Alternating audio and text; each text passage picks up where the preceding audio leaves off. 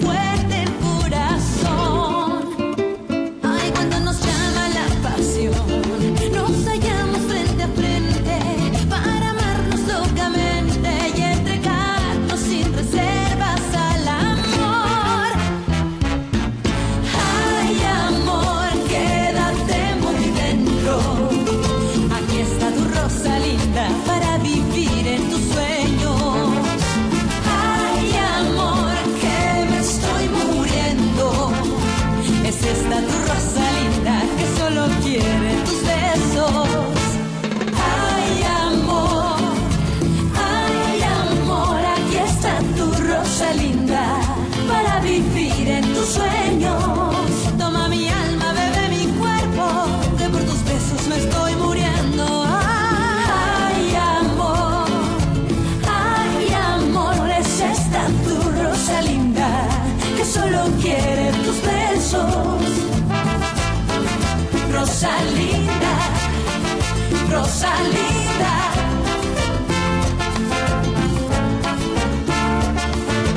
Rosalinda, ay amor. Hindi porket may iba ka ng girlfriend, hindi na tayo pwedeng magkitang dalawa. Pero ayoko lang na magselos si Rosalinda. Kalimutan mo na siya.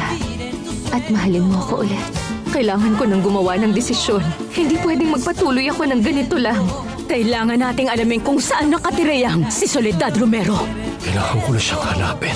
Siya pa rin ang babae na gusto kong mahalin. Ang anak ko, kaya ko bang sabihin sa kanya ang totoo? Sino po sila? Ikaw ba si Rosalinda? Tama na. Tumigil ka na. Bakit ba pinahihirapan mo ko? Pwede bang maghintay ka ngayong Sabado?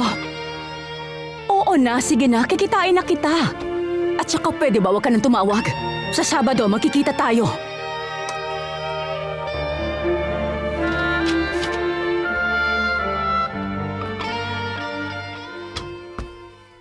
May sakit ka ba, Tito Alfredo?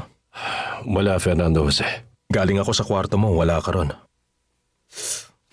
Mukhang malungkot ka, Tito. May problema po ba? Wala. Wala, Fernando Jose. Mukhang lahat kayo may problema. Kinakabahan si Mama at saka naiinis dahil nakalaya na yung babae. Alam niyo ba ang tungkol dito?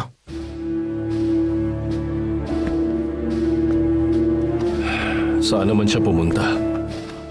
Hindi ko alam, Tito, pero aalamin ko. Nandito na si Papa. Ano ba yon?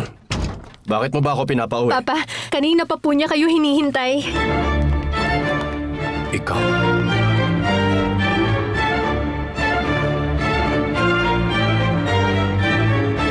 Ay, hindi po namin naisip na siya pala yung tita namin na nasa Mexico. Nakwento naman po siguro kami ni Mama sa kanya. Oo, Iha. Madami tayong pag-uusapan, Javier.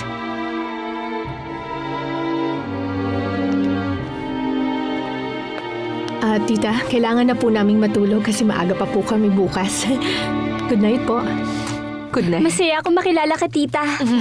Masaya rin akong makilala ka. Lucy.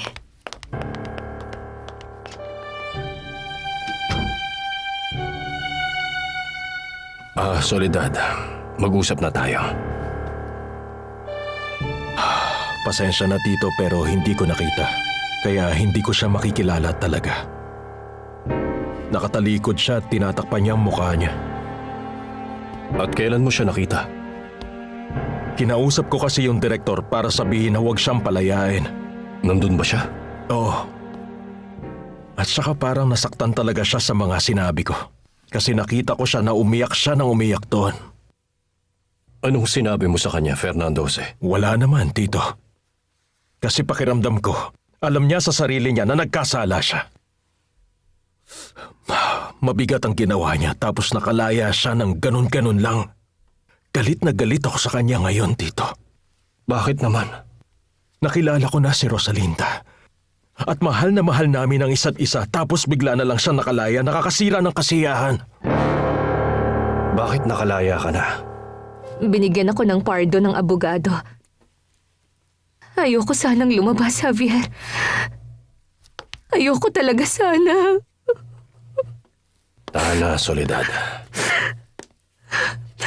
Pasensya na talaga na pumunta ako rito. Wala na akong ibang mapupuntahan. Nawalan na ako ng lakas ng loob para harapin lahat dito sa labas.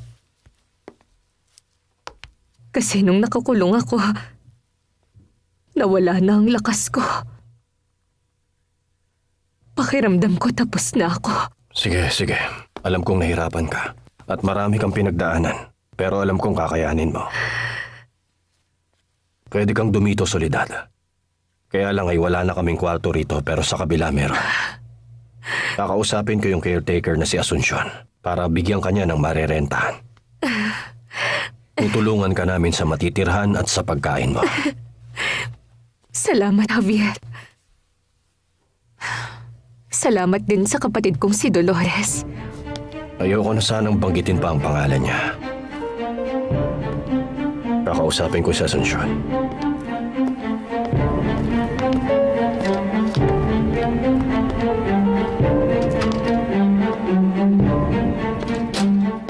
Ba't nandito ka, Javier? Narito kasi ngayon yung kapatid ni Dolores. Bakante pa ba yung kwarto para doon muna siya tumira? Oo, Javier. Ibibigay ko sa iyo ang susi.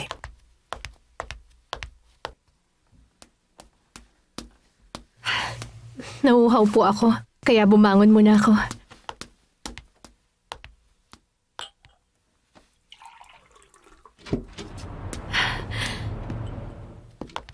Nakuha ko na yung susi. Sa atin muna titira ang tita niyo, Rosalinda. Talaga po? Buti naman. Dito po ba siya matutulog? Hindi. Bakante yung kwarto sa tabi natin, doon muna siya. Ihatid mo siya doon. Sige po. Papa, yung susi. Tayo na po, tita.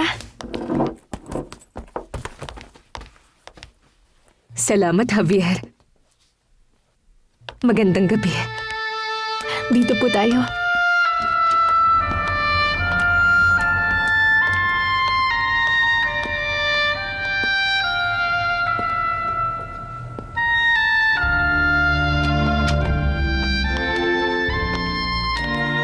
Tita, kung may kailangan po kayo, sabihin niyo lang po sa akin, ha? Oo, Rosalinda, salamat. Sige po, magpahinga na po kayo. Ang anak ko. Nayakap din kita sa wakas.